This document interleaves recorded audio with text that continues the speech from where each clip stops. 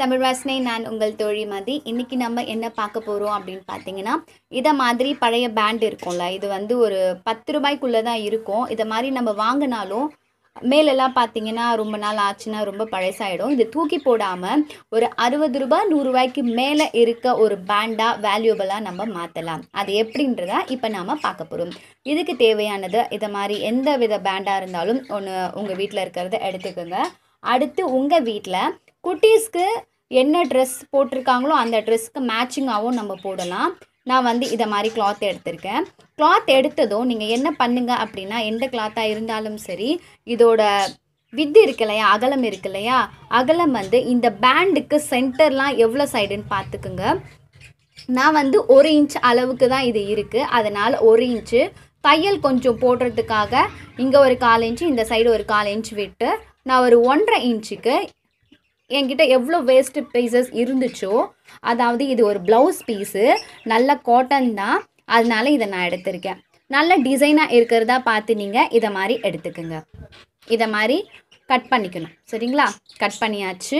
அடுத்து பார்த்தீங்கன்னா, இதுக்கு கொஞ்சம் டிசைன் கொடுக்குற அளவுக்கு உங்கள் வீட்டில் ஏதாவது டெக்கரேட்டிவாக மணி இல்லாட்டி கிறிஸ்டல் ஏதாவது இருந்துச்சுனாலும் ஸ்டோன்ஸ் அந்த மாதிரி நீங்கள் ஓட்டுறதுக்கு எடுத்துக்கலாம். நான் என்ன பண்ணுறேன், வீட்டில் இருக்க சேம் வேஸ்ட்டு இது வந்து இப்போ யூஸ் பண்ண முடியாது. இந்த மணி வாங்கினது அவ்வளோதான், வெளுத்து போச்சு, நல்லா இந்த இதெல்லாம் உறிஞ்சு வந்துருச்சு.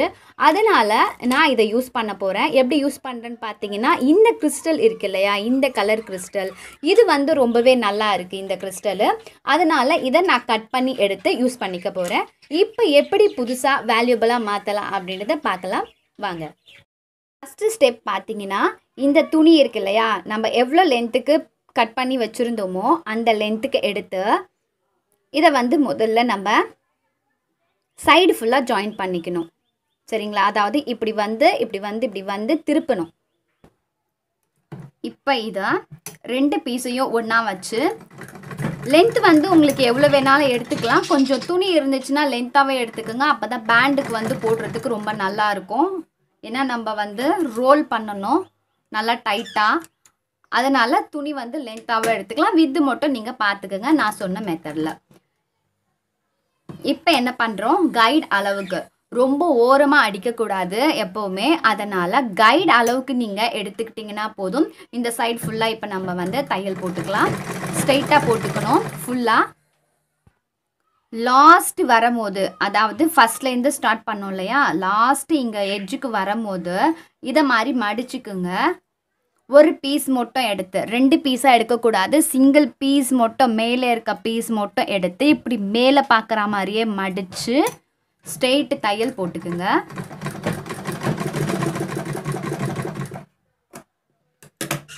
அதாவது மேலேயே நம்ம தையல் போட்டுட்டு வந்தோம், மேலாக்க பார்த்து நம்ம இப்படி போட்டிருக்கோம் பார்த்தீங்களா? இப்போ பிரித்தா இப்படி பிரிக்க முடியும். அதை மாதிரி நம்ம ஸ்டிச் பண்ணிக்கணும். இதே போல் அடுத்த சைடும் நம்ம ஃபுல்லாக தையல் போடுவோம். அப்போ என்ன பண்ணுறோம், இந்த நம்ம மடித்தோம் இல்லையா, அதுக்கு ஆப்போசிட் சைடும் இருக்குது. அப்போ இதை அப்படியே மடிச்சுட்டு இந்த அளவுக்கு மடிச்சுக்குங்க.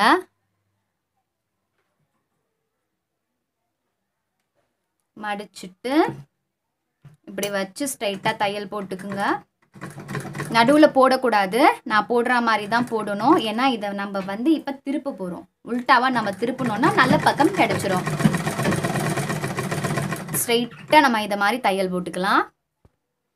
இப்போ இந்த லாஸ்ட் எட்ஜுக்கு வந்தாச்சு.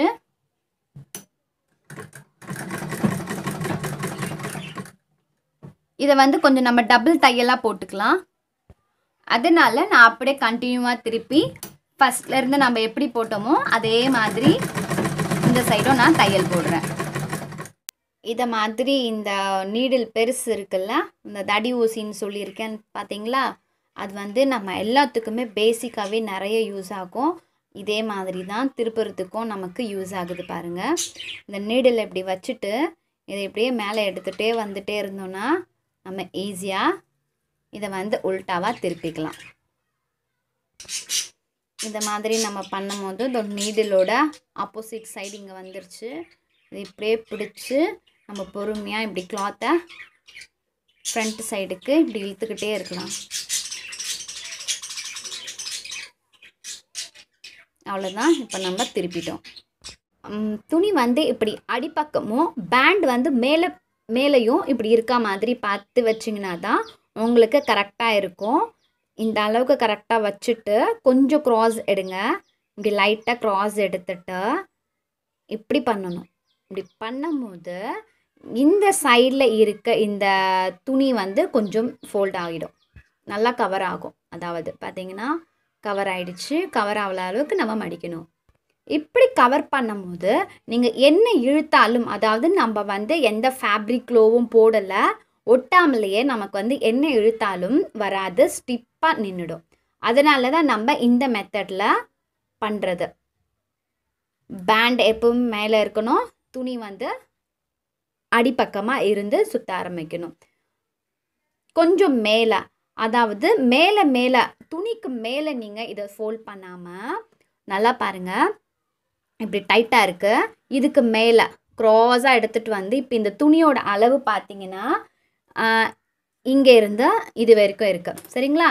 இப்போ நம்ம என்ன பண்ணுறோன்னா கொஞ்சம் ஒரு 1/4 இன்ச்சுக்கு மேலே இந்த துணி வரா மாதிரி நம்ம இப்படி மடிக்கணும். இதே மாதிரி ஃபுல்லாக நம்ம எடுத்துகிட்டு வரணும். ஒரு வாட்டி பண்ணுறேன் பாருங்கள், திரும்பவும் பண்ணுறேன். இப்போ இந்த இது முடிச்சாச்சு.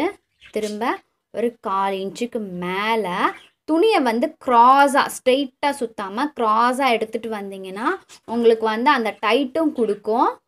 கரெக்டாக அந்த 1/4 இன்ச்சுக்கு மேலவும் நமக்கு வந்து துணி வந்து நிற்கும். சரிங்களா? இதே மாதிரி ஃபுல்லாக நம்ம சுற்றுவோம். இன்னொரு டைப் ஈஸியாக பார்த்தீங்கன்னா, நம்ம இப்படி போட்டு துணியை இப்படி திருப்பாமல் இந்த பேண்ட் இருக்கு இல்லையா, இதை வந்து அப்படியே இந்த துணியை வந்து அப்படியே க்ராஸாக பிடிச்சி இந்த பேண்டை மட்டும் இப்படி நம்ம ரோல் பண்ணோன்னா நமக்கு வந்து கரெக்டாக வந்துடும். இப்போ இதை விட்டுருங்க. பாருங்கள், இப்போ ஒரு ரோல் வந்துருச்சா? இது வந்து அப்படியே சுற்றியாச்சு. இப்போ திரும்ப இந்த துணியை கொஞ்சம் அப்படியே அட்ஜஸ்ட் பண்ணி எடுத்துட்டா திரும்ப இந்த பேண்டை வந்து துணியை வந்து இப்படி க்ராஸாக பிடிச்சி இந்த பேண்டை இப்படியே ரோல் பண்ணிங்கன்னா, கரெக்டாக வச்சு துணியை கரெக்டாக அட்ஜஸ்ட் பண்ணி வச்சு ரோல் பண்ணுங்கள். இப்படி ரோல் பண்ணிங்கன்னா திரும்ப நமக்கு வந்து இன்னொரு சுற்று வந்துருச்சு. இதே மெத்தடில் நீங்கள் ஃபுல்லாக பண்ணுங்கள். இப்போ பார்த்தீங்கன்னா நான் லாஸ்ட் வரைக்கும் வந்தாச்சு. நம்ம வந்து வெளியே இந்த சாட்டின் ரிப்பன்லாம் வாங்கி ரோல் பண்ணலாம். ஆனால் இதை மாதிரி பெரிய பேண்டுக்கு வந்து நம்ம வந்து இது மாதிரி வீட்டில் வேஸ்ட்டாக ஒரு ப்ளவுஸ் தைக்கிறோம், ஒரு சாரீ தைக்கிறோம், அதோட பார்டர் கூட எடுத்து நம்ம பண்ணலாம். குட்டீஸ்க்கு வந்து ஏதாவது நம்ம பாவாடை சட்டை தைச்சாலும் அதில் இருக்க பீசஸ் எடுத்து இதை மாதிரி பண்ணலாம். பாருங்கள், இப்போ பார்க்கும் போதே பாருங்கள் எவ்வளோ அழகாக இருக்குது. ஆனால் இதை நம்ம போய் ஸ்டோரில் வாங்கும் போது கண்டிப்பாக இப்படியே ப்ளெயினாக கொடுக்கும் போது இது நம்ம எப்படியும் ஒரு 40 ருபீஸ்க்கு கண்டிப்பாக எடுப்போம். 40, 30 அப்படி தான் இருக்கும், அதுக்கு கீழே இருக்கவே இருக்காது. ஆனால் இது நம்ம எல்லாமே நம்ம வேஸ்ட்டாக கீழே போடுற பொருளை வச்சு தான் இப்போ நம்ம பண்ணியிருக்கோம். கம்மியாக இருந்தாலும் நம்ம ஜாயின் பண்ணிக்கலாம். எக்ஸ்ட்ரா இருக்க நம்ம வந்து கரெக்டாக அந்த எட்ஜில் இந்த சைடு நம்ம எப்படி பண்ணோமோ அதே மாதிரி இப்போ அந்த சைட் பண்ணது பார்த்திங்கன்னா பிரியவே இல்லை பார்த்திங்களா, அந்த அளவுக்கு நம்ம டைட்டாக ரோல் பண்ணியிருக்கோம். எந்த ஒன்றுத்துக்குமே நம்ம ஸ்டிச்சிங்கோ இல்லாட்டி ஃபேப்ரிக் க்ளோவோ எதுவுமே நம்ம போடலை. இப்போ நான் வந்து இதை மாதிரி வந்தாச்சு. இன்னும் கொஞ்சம் எக்ஸ்ட்ரா இருந்துச்சு, இதை கட் பண்ணி எடுத்துட்டா இதை வந்து இப்படி மடிச்சுக்குங்க. கட் பண்ணதும் இப்படி அன்ஈவனாக வருது இல்லையா, அதை வந்து நம்ம கொஞ்சம் இப்படி ஷார்ப் அளவுக்கு எடுத்துகிட்டு வரா மாதிரி இங்கே வந்து எப்படி நம்ம எடுத்துகிட்டு வந்தோமோ அதே மாதிரி இங்கேயும் கொண்டு வரா மாதிரி இந்த ஷேப்க்கு கையிலேயே நம்ம கொண்டு வரலாம். கொண்டு வந்த பார்த்தீங்களா, கொண்டு வந்தாச்சு. கொண்டு வந்துட்டு என்ன கலர் வந்து துணி வச்சுருக்கோமோ நம்ம அதே கலரில் நூல் எடுத்து தைச்சிருங்க. இது தைக்கிறதுனால நமக்கு வந்து வெளியவும் தெரியாது. லைட்டாக கொஞ்சம் தூரத்துக்கு மட்டும் நாட் போட்டுருங்க. இதை மாதிரி நீங்கள் தைக்கவும் செய்யலாம். இல்லை அப்படின்னா ஃபேப்ரிக் க்ளோ வச்சு நீங்கள் வந்து நல்லா ஒட்டிக்கலாம். ஃபேப்ரிக் க்ளோ வச்சு ஒட்டினோன்னா நமக்கு வந்து த்ரெட்டு வந்து தெரியாது, அதனால் ஃபேப்ரிக் க்ளோ வச்சுக்கலாம். இப்போ இதையும் நம்ம முடிச்சாச்சு. அவ்வளோதான், நமக்கு வந்து பேண்ட் ரெடி. இப்போ நம்ம என்ன பண்ண போகிறோம் அப்படின்னு பார்த்தீங்கன்னா டிசைன் பண்ண போகிறோம். பார்த்தீங்களா, ரொம்ப அழகாக இருக்குது.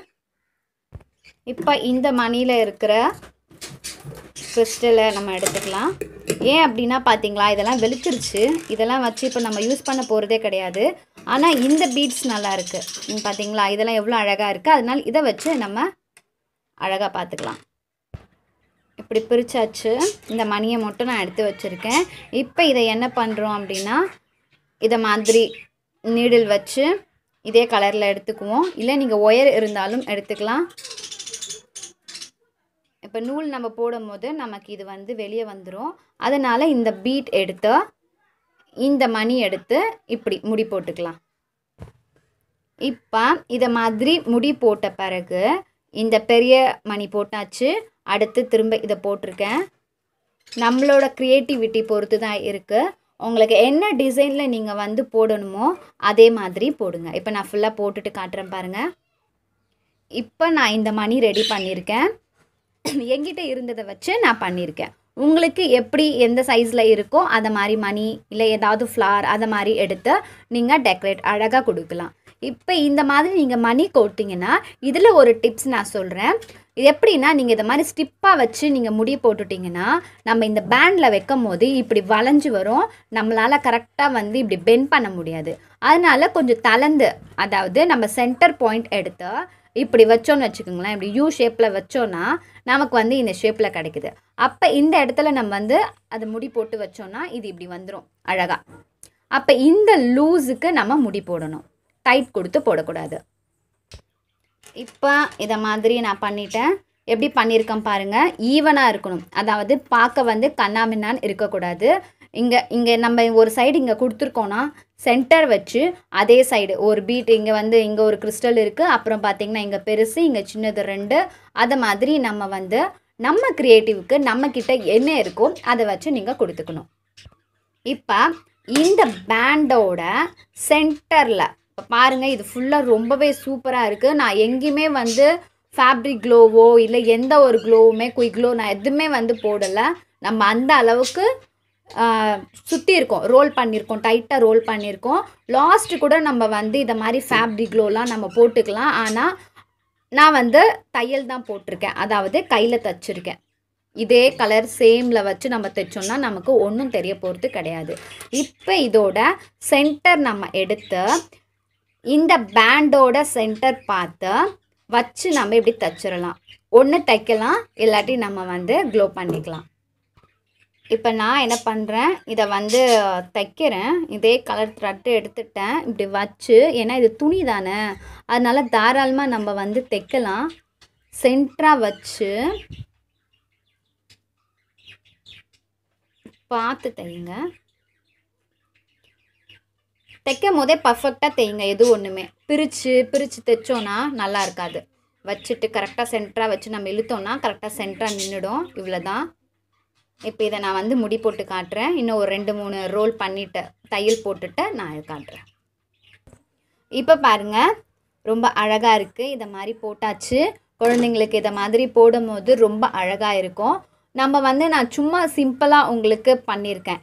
இதுதான் பேசிக் மெத்தட். ஆனால் டெக்கரேட் வந்து உங்களோட க்ரியேட்டிவ் மைண்ட் பொறுத்து நீங்கள் என்ன வேணாலும் பண்ணிக்கலாம். ஸ்டோன் கூட இங்கெல்லாம் வந்து இது பண்ணிக்கலாம், என்ன வேணாலும். அப்புறம் வந்து இந்த மாதிரி மணி எடுத்து ஃபுல்லாகவே நீங்கள் வந்து அழகாக த்ரெட் வச்சு அழகாக நீங்கள் தைச்சிங்கன்னா அதுவும் உங்களுக்கு ரொம்ப அழகாக இருக்கும். என்கிட்ட அந்த மணியில் வந்து எல்லாமே வெளுத்து போச்சு. இந்த நல்லா இருக்கவே இவ்வளோ தான் என்கிட்ட கிடச்சிச்சு. அதனால் நான் இதை மாதிரி வச்சு நான் பண்ணிட்டேன். இப்போ இதுவே நம்ம கடையில் போய் வாங்கணும்னு வச்சுக்கலாம், கண்டிப்பாக உங்களுக்கே நல்லா தெரியும். 60, 70 அப்படி தான் நமக்கு வரும். இது வந்து குழந்தைங்க அழகாக போடும்போது ரொம்பவே அழகாக இருக்கும். இது ஒரு ட்ரெஸ்ஸில் இருந்துச்சு இந்த ஃப்ளவரு. இதை எடுத்து இதில் பின் பண்ணியிருக்கோம். இதை மாதிரி உங்கள் வீட்டில் எது உங்ககிட்ட கிடைக்குதோ அதை வச்சு நீங்கள் அழகாக இதை மாதிரி பண்ணிக்கலாம். பாருங்கள், ரொம்பவே அழகாக இருக்குது. நம்மளே வந்து டைலரிங் கற்றுக்கிட்டாலே போதும். இதை மாதிரி நிறைய விஷயங்கள் நம்ம வந்து வீட்டில் கண்டிப்பாக நிறைய பேருக்கு செஞ்சு கொடுக்கலாம். உங்களுக்கு இந்த வீடியோ பிடிச்சிருந்துச்சு, ரொம்ப ஈஸியாக இருக்குது அப்படின்னு நினச்சிங்கன்னா கண்டிப்பாக மறக்காமல் லைக் பண்ணுங்கள். ஏன் அப்படின்னா நீங்கள் பண்ணுற ஒவ்வொரு லைக்கும் தான் எங்களுக்கு அடுத்தடுத்த வீடியோ பண்ணணுன்ற ஒரு பூஸ்ட் எங்களுக்கு வந்து கொடுக்கும். அதனால் லைக் பண்ணுங்கள், நிறைய பேருக்கு ஷேர் பண்ணுங்கள். அவங்களும் வந்து இதை பற்றி பேசிக் மெத்தட் கற்றுக்கிட்டாலே போதும், நிறைய அவங்களும் செய்யலாம். லைக் பண்ணுங்க, ஷேர் பண்ணுங்க, மறக்காம நம்ம